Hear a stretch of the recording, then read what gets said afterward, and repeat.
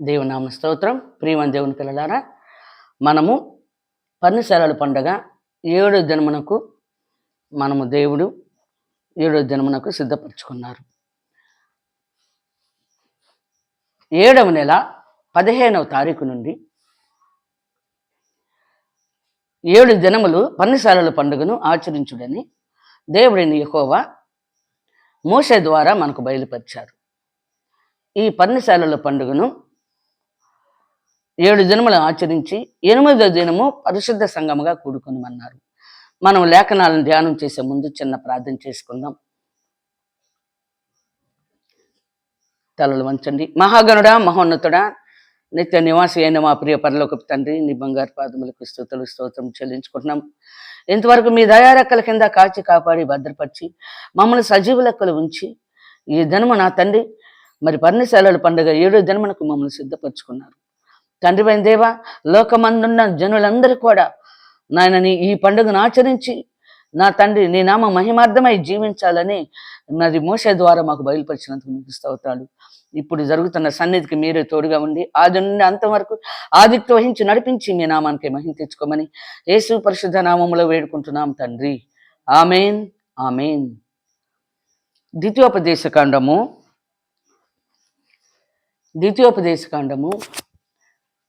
16వ అధ్యాయము 13వ వచనం మనం చదువుకుందాం. నీ కళ్ళములో నుండి ధాన్యమును, నీ తొట్టిలో నుండి రసమును సమకూర్చినప్పుడు పర్ణశాలల పండుగను 7 దినములు ఆచరింపవలెను. ఈ పండుగలో నీవును, నీ కుమారుడును, నీ కుమార్తెయును, నీ దాసుడును, నీ దాసియును, నీ గ్రామములలోనున్న లేవీలును, పరదేశులను, తల్లిదండ్రులు లేనివారును, విధవరాండ్రును సంతోషింపవలెను. నీ దేవుడైన యెహోవా నీ రాబడి అంతటిలోను నీ చేతి పనులన్నిటిలోనూ నిన్ను ఆశీర్వదించును గనక యెహోవా ఏర్పరచుకున్న స్థలమును నీ దేవుడైన యెహోవాకు 7 దినములు పండుగ చేయవలెను. నీవు నిశ్చయముగా సంతోషింపవలెను. ఏటికి 3 మారులు అనగా పొంగని రొట్టెల పండుగలోను, వారముల పండుగలోను, పర్ణశాలల పండుగలోను నీ దేవుడైన యెహోవా ఏర్పరచుకున్న స్థలమున నీ మగవారందరూ ఆయన సన్నిధిని కనబడవలెను. వారు వట్టి చేతులతో యెహోవా సన్నిధిని కనబడక నీ దేవుడైన యెహోవా నీకు అనుగ్రహించిన దీవెన చొప్పున ప్రతి వాడును తన శక్తి కొలది ఇయ్యవలెను. ప్రియమైన దేవుని బిడ్డలారా, మనము చక్కగా ఈ పర్ణశాలల పండుగను 7వ దినమును జరుపుకుంటున్నాం. దేవుడు 7వ నెల 15వ తారీఖు నుండి 7 దినములు పర్ణశాలల పండుగను ఆచరించుడి. ఈ పర్ణశాలల పండుగను 8వ దినము పరిశుద్ధ సంఘంగా కూడమన్నాడు. పరిశుద్ధ సంఘంగా కూడమని దేవుడిని యెహోవా సెలవిచ్చారు. రేపు కూడా మనకి పండుగ లాస్ట్ దినము పరిశుద్ధ సంఘంగా కూడుకుంటాం. అయితే ప్రియమైన దేవుని బిడ్డలారా, ఎవరెవరు ఈ పండుగను ఆచరించాలో చక్కగా మనకి లేఖనాల ద్వారా మోషే ద్వారా దేవుడు బయలుపరిచారు. లేఖనాలను మనం ధ్యానం చేసుకుంటున్నాం. నీ కళ్ళములో నుండి అంటే, కళ్ళము అంటే దేవుని యొక్క మందిరము, దేవుని యొక్క మరి నివాస స్థలమైన మందిరము. మందిరములో కళ్ళం అంటే వాక్యముతో నింపబడిన మందిరము అని అర్థము. ధాన్యమును అంటే వాక్యమే, అంటే ధాన్యము అంటే ఆహారము, వాక్యమైన ఆహారము. నీ తొట్టిలో నుండి అంటే నీ యొక్క హృదయములో నుండి, నీ హృదయములో ఆ యొక్క దేవుని యొక్క సన్నిధికి వెళ్ళి అక్కడ వాక్యమనే ఆ ధాన్యమును నువ్వు నీ హృదయంలోకి చేర్చుకున్న తర్వాత సమకూర్చినప్పుడు, నీ తొట్టిలో నుండి రసమును సమకూర్చినప్పుడు పర్ణశాలల పండుగను 7 దినములు ఆచరింపవలెను. ఈ పండుగలో నీవును, నీ కుమారుడును, నీ కుమార్తెయును, నీ దాసుడును, నీ దాసియును, నీ గ్రామములలో ఉన్న లేవీలును, పరదేశులను, తల్లిదండ్రులు లేనివారును, విధవరాండ్రును సంతోషింపవలెను.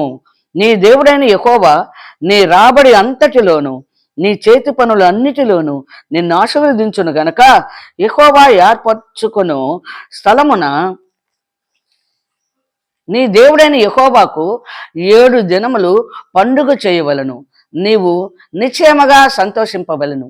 ఏటికి 3 మారులు అనగా పొంగని రొట్టెల పండుగలోను, వారముల పండుగలోను, పర్ణశాలల పండుగలోను నీ దేవుడైన యెహోవా ఏర్పరచుకున్న స్థలమున నీ మగవారందరూ ఆయన సన్నిధిని కనబడవలెను. వారు ఒట్టి చేతులతో యెహోవా సన్నిధిని కనబడక నీ దేవుడైన యెహోవా నీకు అనుగ్రహించిన దీవెన చొప్పున ప్రతి వాడును తన శక్తి కొలది ఇయ్యవలెను. కనుక ప్రియమైన దేవుని బిడ్డలారా, మరి కుమారులేమి, కుమార్తెలేమి, దాసులేమి, దాసురాండ్రేమి, పనివాళ్ళని, పనికత్తెలేమి, మరి విధవరాండ్రు, తండ్రులు లేని వారును, పరదేశులను అందరూ ఈ పండుగను ఆచరించాలి. ఎందుకంటే మనము ఈ లోకంలో చేసే పనిలో ఆశీర్వదించబడాలంటే, దీవించబడాలంటే మరి ఈ పండుగను మనము ఘనముగా 7 దినాలు ఆచరించి 8వ దినమున పరిశుద్ధ సంఘముగా కూడుకొని తండ్రిని ఆత్మతో సత్యముతో ఆరాధించాలని చక్కగా చెప్పి ఉన్నారు. ప్రియమైన దేవుని బిడ్డలారా, ఈ విధముగా ఎవరెవరు ఈ పండుగను ఆచరించాలో దేశంలో ఉన్న, ప్రపంచంలో ఉన్న మరి ఆకాశం నుండి ఈ చివరి నుండి ఆ చివరి వరకు, భూమి నలుదిక్కుల నుండి సమస్త జనులు, అంటే సర్వలోక నివాసులందరూ, సమస్త దేశంలో ఉన్న వారందరూ కూడా అందరికీ దేవుడు యెహోవాయే. ఎందుకంటే ప్రియమైన దేవుని బిడ్డలారా, నోవాహు జలప్రళయం తర్వాత నోవాహుకు 3 కుమారులు ఉన్నారు. ఈ 3 కుమారులు షేము, హాము, యాపేతులు. జలప్రళయంలో నోవాహు కుటుంబం మాత్రమే బ్రతికింది. 8 మందే బతికారు. జలప్రళయంలో అప్పట్లో ఉన్న జనరేషన్ మొత్తం కూడా చనిపోయింది. జలప్రళయంలో ఆ ప్రవాహంలో కొట్టుకొని పోయారు. ఒక్క నోవాహు వాడ, దేవుడు అన్నాడు, నోవాహు నువ్వు ఓడ కట్టుకో, నేను ఈ జనుల చెడుతనము నా దృష్టికి వచ్చింది, వీళ్ళని నాశనం చేయబోతున్నాను, నువ్వు నీ కుటుంబానికి వరకు ఒక ఓడను కట్టుకోమన్నప్పుడు దేవుని మాటకు అంగీకరించి దేవుని యొక్క మరి లోబడ్డాడు దేవుని మాటకి. మరి నీతిమంతుడైన నోవాహు ఓడ కట్టుకున్న తర్వాత 8 మంది ఆ ఓడలోకి వెళ్ళారు. అయితే జలప్రళయం వచ్చిన తర్వాత అందరినీ మరి నిర్మూలన చేశాడు దేవుడు. నాశనం చేసిన తర్వాత ఒక్క కుటుంబమే బ్రతికింది. ఆ కుటుంబంలో 3 అన్నదమ్ములు ఉన్నారు. అంటే నోవాహుకి 3 కొడుకులు ఉన్నారు. షేము, హాము, యాపేతులు. షేము దేవుడు స్తుతినందునుగాక. ఈ షేములో నుంచి అబ్రహాము, ఇసాకు, యాకోబులు వచ్చారు. వీరిని ఇశ్రాయేలీలు అంటారు. అయితే హాము కనానుకు మరి శపించబడిన వాడై కనానుకు తండ్రి అన్నాడు. హాము శపించబడిన వాడే కనానుకు తండ్రి. ఎందుకంటే తండ్రి యొక్క దిశమలను చూసి మరి తండ్రిని గౌరవించలేదు. అన్నదమ్ములిద్దరికి చెప్పినప్పుడు అన్నదమ్ములు ఒక వస్త్రం ఆయన మీద వేశారు. అంటే హాము తండ్రిని గేలి చేశాడు, ఎగతాళి చేశాడు. దిశమలను చూసి తండ్రి మీద ప్రేమ లేకుండా అగౌరవంగా, అసభ్యంగా ఉన్నాడని నువ్వు శపించబడతావు, నీవు కనానుకి నువ్వు శపించబడిన వాడే కనానుకు తండ్రి అంటే, ప్రియమైన దేవుని బిడ్డలారా, ఎదుగో అన్ని జనుల వలె విగ్రహారాధనకి తండ్రి అవుతాడని చెప్పాడు. తర్వాత మూడవాడు యాపేతున్నాడు. ఆ యాపేతుని విశాలపరిచాడు. శపించబడలేదు యాపేతు, ఆశీర్వదించబడలేదు. అటు ఇటు కాకుండా యాపేతుని దేవుడు చక్కగా మరి విశాలపరిచాడు. ఈ 3 కూడా భూమి అందంతటి వ్యాపించాడు. ఈ 3 సంతానమే భూమి అందంతటి వ్యాపించారు. ఈ 3కి దేవుడు యెహోవాయే. ఎందుకంటే నోవాహు దేవుడు యెహోవా, ఆయన కుమారులకు కూడా దేవుడు యెహోవాయే. భూమి మీద ఉన్న మానవులందరినీ కలుగు చేసిన దేవుడే, సృష్టికర్త అయిన దేవుడు యెహోవా. కనుక ఈ యెహోవా దేవుని యొక్క ఈ యెహోవా భూమి మీద ఉన్న మానవులందరికీ దేవుడై ఉన్నాడు. మాకు దేవుడు కాదు అన్నా కూడా ఆయనే దేవుడు అంతే. కానీ ప్రియమైన దేవుని బిడ్డలారా, ఇక్కడ మనం జకర్యా గ్రంథంలో ఒక మాట చదువుకుందాం చూడండి. జకర్యా ప్రవక్త, హాము కనానుకి శపించబడిన వాడే కనానుకు తండ్రి అయ్యాడు. ఈ హాము కనాను, మరి ఐగుప్తీలు, అశూరీలు, మరి గిల్గాషీలు, అమోరీలు, కూషీలు, వీరందరూ కూడా ఫిలిష్తీయులు, వీళ్ళందరూ కూడా అన్యజనులు. అంటే నోవాహు 2వ సంతానము. నోవాహు తండ్రి దిశములను చూశాడు కనుక శపించాడు, తండ్రి శపించాడు. శపించే వాడిని దేవుడు కూడా ఇష్టపడ్డు. తండ్రి ప్రేమించాలి, తండ్రి గౌరవించాలి, బిడ్డలు అలా ఉండాలి, తండ్రి అలాగా బిడ్డల్ని ప్రేమించాలి. శపించబడ్డాడు కనుక దూరం వెళ్ళిపోయి మరి తల్లిదండ్రుల దగ్గర ఉండకుండా మరి దూరంగా వెళ్ళిపోయి తన మనసుకు నచ్చిన వాటిని ఆరాధిస్తూ సృష్టిని ఆరాధించాడు, సృష్టికర్తను మర్చిపోయాడు. కనుక ప్రియమైన దేవుని బిడ్డలారా, ఈ హాము మరి ఐగుప్తు దేశము, ఐగుప్తీలు, పెరిజీలు, కనానీలు, ఓబిసీలు, గిల్గాసీలు, ఫిలిస్టీలు, వీళ్ళందరూ కూడా కుషీలు, వీళ్ళందరూ కూడా హాము సంతానము. ఈ హాము సంతానంలో జకరియా గ్రంథంలో ఒక మాట చదువుదాం, చూడండి ఏం చెప్తున్నాడు. మనం దేవుడు ప్రవక్తల ద్వారా మనకు బయలుపరిచారు. జకరియా గ్రంథము 14వ అధ్యాయము 16వ వచనం మనం చదువుకుందాం. మరియు యెరూషలేము మీదికి వచ్చిన అన్యజనులలో శేషించిన వారందరూ సైన్యములకు అధిపతియగు యెహోవాను రాజునకు మొరుకుటకును పర్ణశాలల పండుగ ఆచరించుటకును ఏటేటా వత్తురు. లోకమందుండు కుటుంబములలో సైన్యములకు అధిపతియగు యెహోవాను రాజునకు మొక్కుటకై యెరూషలేమునకు రాని వారందరి మీద వర్షము కురవకుండును. వర్షము అంటే ఆశీర్వాదము లేదు, దేవుని ఆశీర్వాదము లేదు. కురవకుండును అంటే దేవుని వర్షం అంటే ఆశీర్వాదము కురవకుండును. ఐగుప్తీల కుటుంబపు వారు బయలుదేరకయు రాకయు ఉండని ఎడల వారికి ఆశీర్వాదం లేకపోవును. వర్షం అంటే ఆశీర్వాదం. అందుకే ఆశీర్వాదంబుల్ మా మీద అని మనం పాట పాడుకుంటాం చూడ లాస్ట్లో దేవునికి. అలాగే కుమ్మరించు అంటే వర్షం అంటే మరి ప్రియమైన దేవుని బిడ్డల ఆశీర్వాదం అని అర్థము. పర్ణశాలల పండుగ ఆచరించుటకై రాని అన్ని జనులకు తాను నియమించిన తెగులుతో యెహోవా వారిని మొత్తును. ఐగుప్తీలకును పర్ణశాలల పండుగ ఆచరించుటకు రాని అన్ని జనులందరికీ రాగల శిక్ష అదే. ఇదే రాగల శిక్ష ఇదే. కనుక ఎవరిని విడిచిపెట్టడు. అందరూ దేవుడి పిల్లలే, అందరూ నోవాహు సంతానమే, ముగ్గురు అన్నదమ్ముల పిల్లలే, అందరూ ప్రియమైన దేవుని బిడ్డలారా. ఒకడు కుటుంబంలో ఒకడు గొప్పవాడు ఉంటే ఒకడు దరిద్రుడు ఉండొచ్చు. ఒకడు ప్రియమైన దేవుని బిడ్డలారా ఒక ఉన్నతమైన స్థితిలో ఒకడు ఉండొచ్చు, భాగ్యవంతుడుగా ఉండొచ్చు, ఒకడు దరిద్రుడిగా ఉంటాడు. అందుకనే దేవుడు దరిద్రుడిని వదిలిపెట్టడు, భాగ్యవంతుడిని గొప్పగా ఉంటాడు, గొప్ప చేయుడు. అందరూ ఒక సమానులే దేవుని దృష్టిలో. 3 వంశముల వారు దేవునికి మరి దేవునికి దృష్టిలో 3 వంశముల వారికి దేవుడు ఆయనే. కనుక ఈ 3 వంశముల వారు కూడా పర్ణశాలల పండుగను ఆచరించటానికి రాకపోతే వారి మీద దేవుని ఆశీర్వాదం లేదు, వారిని శపించుతానని దేవుడు మరి తెగులతో మొత్తుతానని చెప్తున్నాడు. కనుక నీవు నేను మనందరం కూడా ప్రియమైన దేవుని పిల్లలారా, మరి ఒక కుటుంబంలో అందరము ఉంటాం. ఒక కుటుంబంలో మరి ఒక దేశంలో మరి పనివారు ఉంటారు, పనికత్తెలు ఉంటారు, కుమారులు కుమార్తెలు, ఆ తర్వాత పరదేశులు ఉంటారు, తండ్రి లేని వారు ఉంటారు, వెధవరాండ్రు ఉంటారు. అందరికీ ఈ పండుగనిచ్చాడు. అయితే ఒక మాట చెప్పాడు దేవుడైన యెహోవా. ఏమని అంటే, పురుషులందరూ నా సన్నిధిలోకి రావాలి, పురుషులందరూ నా సన్నిధిలోకి వచ్చి పర్ణశాలల పండుగను ఆచరించాలి. వారు ఒట్టి చేతులతో రాకుండా వారికి కలిగిన దాంట్లో నా సన్నిధికి తీసుకొచ్చి ఇవ్వాలని ఉంది. లేఖనాలు ఇందాక మనం ద్వితీయోపదేశ కాండంలో ఒక్క మాట చదువుకొని మనం ముగించుకుందాం. ద్వితీయోపదేశ కాండము 16వ అధ్యాయంలో ఎవరెవరు సన్నిధికి రావాలో ఒక్కసారి మనం జ్ఞాపకం చేసుకుందాం.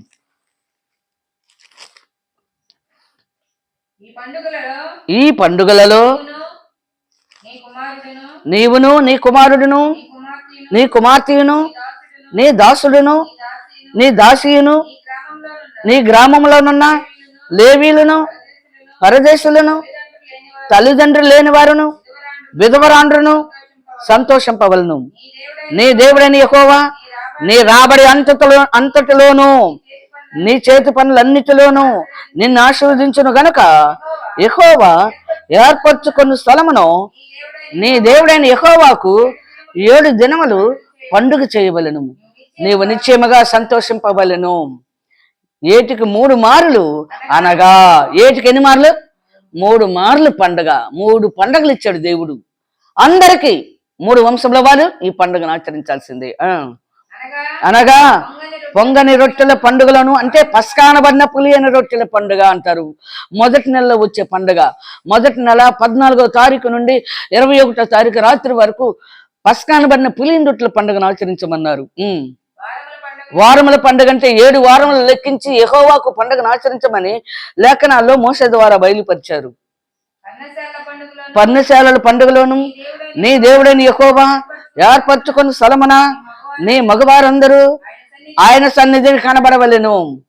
వారి ఒట్టి చేతులతో యెహోవా సన్నిధిని కనబడక నీ దేవుడైన యెహోవా నీకు అనుగ్రహించిన దీవెన చొప్పున ప్రతి వాడును తన శక్తి కొలది ఇవ్వవలను.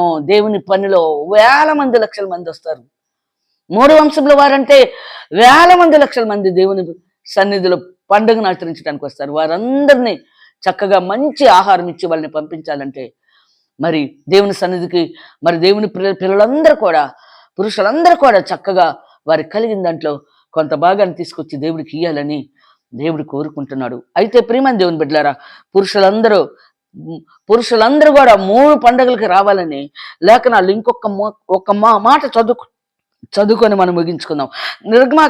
నిర్గమాకాండము 23వ అధ్యాయము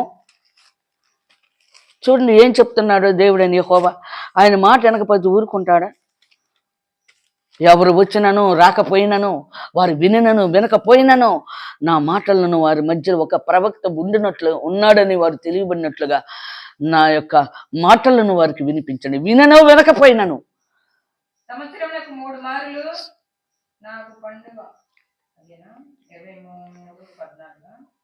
14వ వచనం. సంవత్సరమునకు 3 మారులు నాకు పండుగ ఆచరింపవలెను. పులియని రొట్టెల పండుగ ఆచరింపవలెను. నేను నీకు ఆజ్ఞాపించినట్లు అబీబు నెలలో నీవు ఐగుప్తులో నుండి బయలుదేరి వచ్చితివి గనుక ఆ నెలలో నియామక కాలమందు 7 దినములు పులియని రొట్టెలను తినవలను. నా సన్నిధిని ఎవడునూ వట్టి చేతులతో కనబడకూడదు. నీవు పొలములో విత్తిన నీ వ్యవసాయముల తొలి పంట యొక్క కోత పండుగను, పొలములో నుండి నీ వ్యవసాయ ఫలములను నీవు కూర్చుకొనిన తర్వాత సంవత్సరాంతమందు ఫల సంగ్రహపు పండుగను ఆచరింపవలను. ఫల సంగ్రహపు పర్ణశాలల పండుగ 3వ పండుగ. సంవత్సరమునకు 3 మారులు పురుషులందరూ ప్రభు అయిన యెహోవా సన్నిధిని కనబడవలను. పురుషులంటే దేవునికి చాలా ఇష్టం. ఎందుకంటే ఆయన పోలికలో పుట్టినవారు కనుక ఆయన పని చేయాలి. ఆయన పోలికలో పుట్టినవాడు ప్రతి ఒక్కడు ఆయన పని చేస్తే ఆనందిస్తూ వాడై ఉన్నాడు కనుక ఈ భూమి మీద గడసర్పము లూసిఫర్ అనే గడసర్పము ఈ భూమి మీదకి వచ్చేసింది కనుక, పరలోకంలో యుద్ధం చేసి ఓడిపోయి కిందకి వచ్చింది కనుక ఆ గడసర్పము అక్కడి నుండి కొంత సమూహాన్ని తీసుకొచ్చుకుంది కనుక భూమి మీద ఇప్పుడు ప్రతి ఒక్కరిని పట్టేసి రకరకాల పాపములు చేయించి రకరకాల అక్రమములు చేయించి పురుషులకి దేవునికి సంబంధం లేకుండా చేసింది. దేవుడు యెహోవా అనే వాళ్ళే లేరు. యెహోవా దేవుడు అంటే నీకు పరిశుద్ధత పవిత్రత కావాలి. నువ్వు పరిశుద్ధత పవిత్రత మరి పవిత్రపరచబడిన తర్వాత నీ పాపములు ఒప్పుకొని నువ్వు పవిత్రుడు అయిన తర్వాతనే అప్పుడు దేవుని సన్నిధిలో నువ్వు కనబడాలి. దేవునికి ఇంపైన సువాసనగా ఉండాలి. సంవత్సరానికి 3 పండుగలు 3 మారులు యెహోవా సన్నిధికి రావాలని పురుషులకి చెప్తున్నారు. కనుక ప్రియమైన దేవుని పిల్లలారా, నేను నా ఇంటి వారిని యెహోవాని సేవించదుమని యెహోషువ చెప్పిన ప్రకారము మన కుటుంబం అంతా కూడా యెహోవాని సేవించి ఈ 3వ పండుగ పర్ణశాలల పండుగ పస్కానబడిన పులియని రొట్టెల పండుగను ఆచరించాం 1వ నెలలో. మళ్ళీ వారముల పండుగను ఆచరించాం. ఇది పర్ణశాలల పండుగ. ఈ పండుగను కూడా ఈ సంవత్సరంలో 3 పండుగలు ముగించాం. అయితే కొత్త నిబంధనకు వచ్చేటప్పటికి ఆలయ ప్రతిష్ఠిత పండుగ కూడా ఉంది. యేసు ప్రభు ఆ పండుగకు వెళ్ళి ఈ పర్ణశాలల పండుగకి వెళ్ళాడు. పస్కా పండుగకు వెళ్ళాడు యేసు ప్రభు. పస్కానబడిన పులియని రొట్టెల పండుగను ఆచరించాడు, వారముల పండుగను ఆచరించాడు, పర్ణశాలల పండుగను ఆచరించాడు. ఆలయ ప్రతిష్ఠిత పండుగ కూడా యేసు ప్రభు యెరూషలేముకి వెళ్ళాడు. అక్కడికి వెళ్ళి అక్కడ బోధకుడు కదా, అక్కడ ఎవరైనా తప్పులో బోధిస్తున్నప్పుడు కూడా వారిని ఒప్పుకునేవాడు కదా యేసు ప్రభు. చక్కగా నీటుగా తండ్రి యొక్క చిత్తాన్ని నెరవేర్చాలని అక్కడికి అనేకులకి బోధించి వారిని సర్వసత్యంలోకి యేసు ప్రభు నడిపించాడు. కనుక నేను మనందరం కూడా సత్యము దగ్గరికి రావటమే కాదు కానీ సర్వసత్యంలోకి మనం నడిపించబడాలి. అప్పుడు పర్ణశాలల పండుగ ఆచరిస్తాం. అప్పుడు ఈ 3 పండుగలను ఆచరిస్తాం. నువ్వు సర్వసత్యంలోకి వచ్చినప్పుడే ఈ 3 పండుగలను ఆచరించేది. సత్యం దగ్గరికి వస్తే యేసు ప్రభువే దేవుడు, యేసు ప్రభు పండుగలే చేసుకుంటారు. యేసు ప్రభుతోనే వాళ్ళు కాలక్షేపం చేసుకుంటారు. అక్కడికి పోయినప్పుడు యేసు ప్రభు అంటాడు, అక్రమం చేయవర్లారా మీరెవరో నాకు తెలియదు, నా యొద్ద నుండి తొలగిపోండి అంటాడు. కనుక ఆ మాట మనం అనిపించుకోకుండా మనం సర్వసత్యంలోకి నడిపించబడి తండ్రి యొక్క చిత్తాన్ని నెరవేర్చి తండ్రి రాజ్యంలో వారసులగునట్లుగా సిద్ధపడి అనేక మందిని సిద్ధపరచుకుందాం. దేవుడు తన వాక్యము దీవించునుగాక. ఆమేన్, ఆమేన్.